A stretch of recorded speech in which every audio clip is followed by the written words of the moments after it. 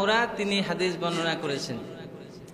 আন জাবির ইবনে সামুরা রাদিয়াল্লাহু তাআলা আনহু قال صليت مع النبي صلى الله عليه وسلم مرة ولا مرتين العيدين بغير آذان ولا إقامة আল্লাহর নবীর সাহাবী জাবির ইবনে সামুরা তিনি বলেন যে আমি আমার নবী সাল্লাল্লাহু আলাইহি ওয়াসাল্লামের সাথে একবার দুইবার নয় অসংখ্যবার ঈদের নামাজ পড়েছি। দুই ঈদ, কয় ঈদ?